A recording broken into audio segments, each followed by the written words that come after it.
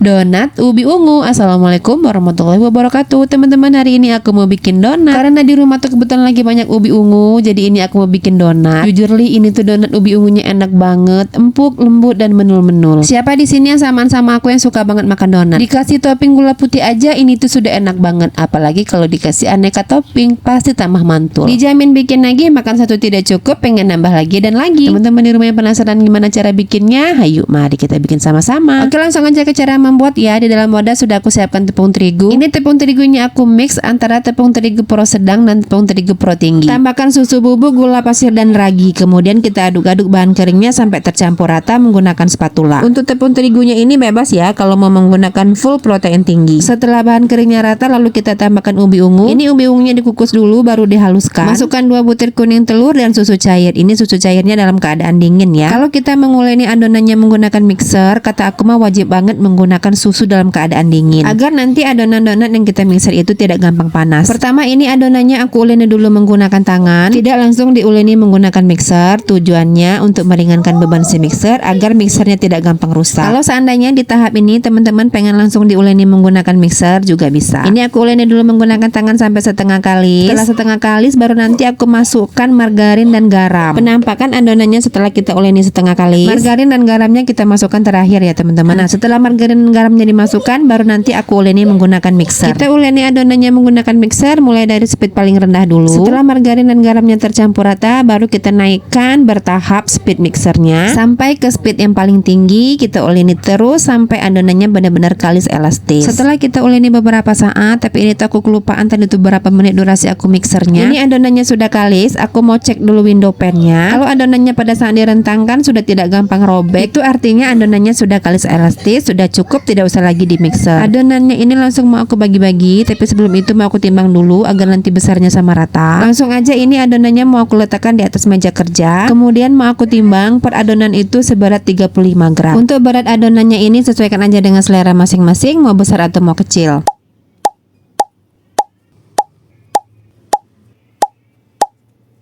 Setelah dibagi-bagi, langsung aja adonannya mau kita rounding. Kita rounding adonannya ini sampai permukaannya mulus, bulat. Cara aku merondingnya seperti yang ada di video ya teman-teman. Setelah di rounding sampai bulat mulus seperti ini, jangan lupa bagian bawahnya kita kasih tepung terigu agar nanti pada saat adonannya sudah mengembang, mau dicetak, gampang diangkat, tidak lengket di alas kerja. Oke, ini aku mau rounding sekali lagi adonannya. Kita rounding sampai permukaannya benar-benar mulus agar nanti pada saat selesai digoreng, donatnya pun jadi mulus. Bagian bawahnya kita kasih tepung terigu lagi agar tidak lengket. Kalau sudah dikasih tepung terigu, kita susun di meja kerja. Lakukan dengan cara yang sama sampai dengan semua adonan tadi selesai di rounding semua.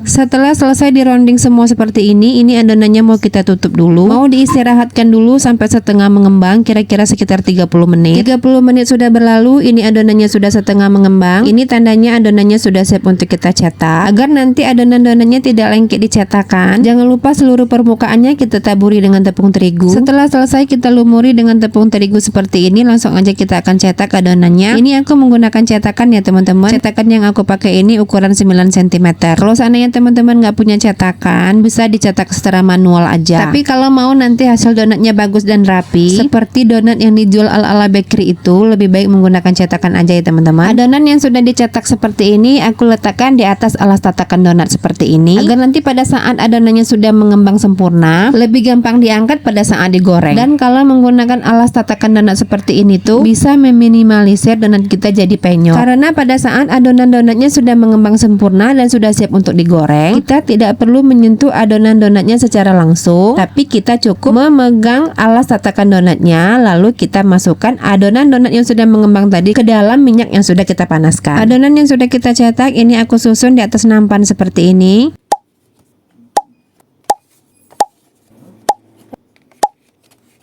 Nah, inilah dia penampakan donatnya yang sudah selesai kita cetak semua, sudah tersusun rapi di atas nampan, sudah siap untuk di frupping. Nah, untuk waktu fruppingnya ini tidak ada patokan ya teman-teman, pokoknya sesuaikan aja dengan suhu yang ada di rumah masing-masing. Karena kalau cuacanya lagi bagus pada saat kita bikin donat ini, kadang-kadang nggak sampai 1 jam ini adonannya sudah mengembang. Tapi bisa juga sebaliknya, kalau seandainya kita bikin donatnya pada saat musim penghujan atau musim dingin, waktunya bisa lebih dari 1 jam. Makanya tadi aku bilang sesuaikan aja dengan suhu yang ada di di rumah masing-masing. Ini adalah penampakan adonan yang sudah selesai kita proofing, sudah mengembang sempurna. Nah, tekstur adonannya itu kalau kita pegang dia itu sudah ringan dan lembut. Pada saat kita tekan adonannya tidak gampang naik ke atas. Kira-kira seperti itulah ya pokoknya ya. Kalau adonan yang sudah mengembang seperti ini sudah siap untuk kita goreng. Yang kecil-kecil bulat-bulat panjang itu bagian bolongannya ya teman-teman. Ini tuh bisa dijadiin donat sate. Oke, donat yang sudah mengembang tadi langsung aja kita masukkan ke dalam minyak yang sudah dipanaskan. Kita akan goreng donatnya sampai matang, sampai berwarna kuning kecoklatan. Jangan lupa donatnya kita balik agar matang merata. Pada saat menggoreng donat tidak perlu dibolak-balik terlalu sering ya teman-teman. Takutnya nanti donatnya terlalu banyak menyerap minyak. Cukup dibalik 1 atau 2 kali saja. Biar nanti white ringnya jadi cakep. Kalau tidak keseringan dibolak-balik. Salah satu ciri donat yang kita bikin itu empuk adalah pada saat kita goreng keluar white ringnya. Ini donatnya sudah selesai kita goreng semua. Sudah aku masukkan ke dalam box seperti ini. Sudah ditaburi juga dengan gula putih. Oke teman-teman semua, terima kasih ya yang sudah menonton. Jangan lupa recook.